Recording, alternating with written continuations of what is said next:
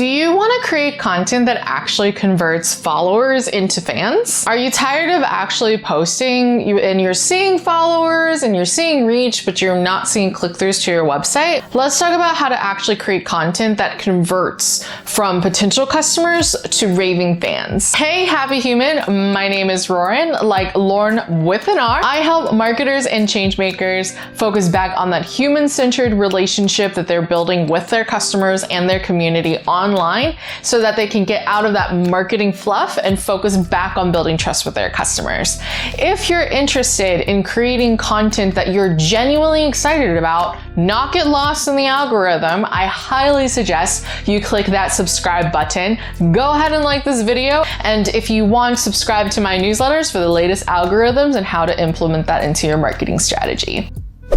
Here's a quick disclaimer that I do want to point out. Social media is not a silver bullet. Nothing in your marketing is a silver bullet. It is actually a multi-pronged approach so that you can get your actual people through the door, because it takes 7 times across a multiple array before someone actually comes through the door. So do keep that in mind. However, social media, what it's really designed for is designed to be a crock pot and enhance your sales conversation that you have with your end consumer. Yes, ads does toot the horn that they can get people directly through you, but we all know we buy from people that we like and trust from, right?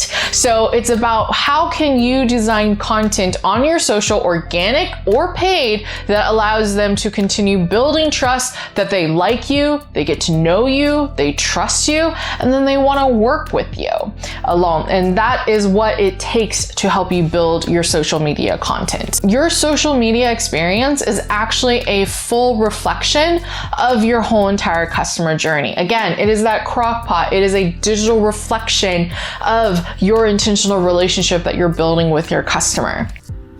Your social media serves 2 major functions for your overarching sales process. The first part is the funnel coming in, and it's getting someone to know you and like you and buy from you. But then the bigger part, which is really where that funnel turns into an hourglass, is where they get so excited and reminded of the relationship that they had with you that they're excited to bring a friend through the door. So in this video, I'm going to present to you 3 different types of campaigns that allows you to continue using your content on your social and your other marketing platforms to continue moving your customer along their sales journey with you.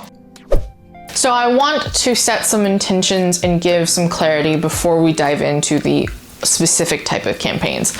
Your content, and that includes posts, videos, pictures, all the different types of mediums of content and marketing that we're referring to, it needs to do 2 things in the digital arena. The first thing is inspire that your audience is actually wanting to engage and comment down below with you. And then the second thing is to tag their friends or share with the friend. Anything that you're doing about content, it's not a me game. It's not about, here's all the things that I do, here's all the things that I offer, etc., right? Like, think about the last time you watched a content piece that it was all of a sales process. Like, really think about it. Do you actually remember what it was? Probably not, right? It's because our brains are wired to turn off advertising. At the end of the day, it's because we prefer to be entertained or educated over being sold to. So how are you creating content that is either educational or entertaining or something that just inspires engagement with your audience? Think of your favorite show. What is the thing that they do that makes you so excited that you want to come back for more? Those are the reflection points that you want to be adding into your social media content. And why do you do all of this? It's because through entertaining or educating them, you're actually building trust with them versus going straight in for that sale. And in doing so, they're more likely to want to work with you afterwards. So your content overall on your feed should really honestly be doing the first part of it, which is getting them to know you and like you. As they scroll down your feed, you should be able to know that. Reels and TikTok and stories are in other forms along the customer journey. So if I use Instagram as an example, like your content on your grid is designed to be that rolling, scrolling overview of what your brand is. Your Reels and any type of video that decides to go viral and go past past the original reach. Those are just awareness builders to get people to your feed so that they're excited to know about you and then will continue following you because of the content that you're creating. This applies to brands, organizations, and creators as well, because everyone has a conversation that they want to spark, right? Like each of those reels is designed to entertain or educate, like I said before, and it's designed to inspire conversations along the way. And then your stories are really designed to continue that conversation and building it with your audience that you have attracted from those previous efforts, and then helping you push it to a specific traffic goal. But the stories area is really where you're starting to see people click over, or if they've been following you for a while, they'll see occasional content posts that are promotional that will go through it as well. So there are 3 types of content pillars that we're going to be talking in depth today. And it follows the sales cycle, which includes foundational, which is know me, like me, promotional, buy from me. And then the third most important kind is user-generated content, aka talk about me. So the end goal of foundational marketing is to know you and like you. So, and how we do that is, again, that online grid style where someone gets to click through and get a sense of who you are.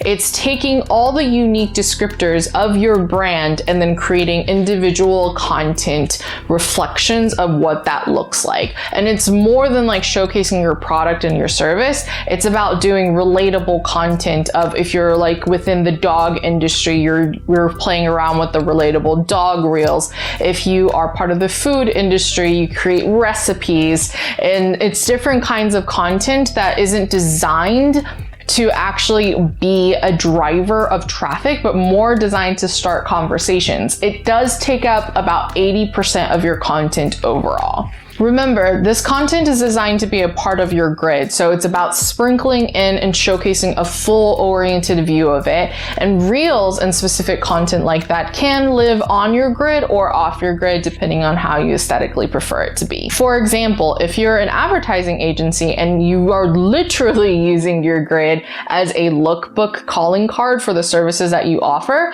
you can use your reels as a whole separate grid in its own formats, because sometimes people will follow a reel for a specific type of video content, and they're just going to keep continuously following you for more of that. The second type of content is promotional content. Now, this is about like the next about 10 to 15% of your content overall. The difference between a promotional content versus a foundational content is that it has a specific converting style of call to action in mind, whether that's going to your newsletter, going to your website, going to purchase a service or a product, or having a consultation. Those are the type of promotional content. It's the specific type of content that actually explains what your service or product is. If it's in the product situation, it's having the tappable like posts on there, so where they could tap over to your shop. If it's a service style, it's about being able to have them link over to your link in the bio, if we're using Instagram as an example. This content overall is designed to be a third of your content max. And I say a third versus just the typical 10 to 15% of content, especially if you are creating a lot of events. So if you are a restaurant or a retail place that thrives off of events, those events are getting people through the door and therefore counts as a kind of promotional content. And so it takes up about a third of your content overall. Now, if you are in the event space and you're doing event promotional marketing, bear this in mind. While it may only be about a third of your grid, you can actually do as much as what you want on stories, and all of the stories on Instagram is linkable. And then finally, the third most important type of content is user-generated content. It is not content created by you, but by your audience. And that also does include influencer content. Now, influencer relationships is its own kettle of fish. It is a specifically intentioned kind. Traditional user-generated content is your actual consumers being super excited about you, and it's a visual representation of word of mouth. Both influencers and traditional user-generated content are visual representations of word of mouth. The difference is the intention, right? Like the influencer they're being paid to showcase your product for you. And so there isn't as genuine per se of what they're actually doing, because they may or may not have actually ever posted about you unless you were actually one of their clients, right? Versus a user-generated content is that they are sharing it because there's a genuine love of word of mouth. And referral partners do fall in this category as well, because it's about your network and who you work with and all the things in between. The key goal about user-generated content is that it is a word of mouth visual, and it is the most powerful form of content available. And the reason being is because if the average person reaches about 500 people, aka about 500 friends, that means a single user-generated post can gain 500 reach. And if you just put in that math, it's like if you get 1,000 user-generated posts, that's about 50,000 reach right there. And then the math can go above and beyond. And the power behind all of that is that it's creating your share of voice and the value of your brand. Up until social media existed, we didn't know what the value of the brand. It was just like how much advertising can be spent in doing guerrilla marketing and visual presence overall. And we kind of can figure out if someone's talking about a brand, right? Well, with user-generated content, it is the literal form of someone talking about a brand. And so it allows us to really track the value of that brand even more than tracking branded hashtags. User-generated content is also more than just posting about a product or your testimonial about a service or trying something out and giving it a review. It actually can be utilized to bring forward the movement, the impact that you genuinely care about as a brand even further, and really taking the connection that you're building and the conversations that you're inspiring in your community further. And for example, Starbucks, what they were able to do with just a simple example of a TikTok challenge of paying it forward, not only did multiple users end up creating user-generated content of paying it forward and bettering it and helping, basically building goodwill in the community. On top of that, many people were commenting on those specific posts about their experience about paying it forward and sharing just a little bit of love. Does it really do anything for Starbucks at the end of the day?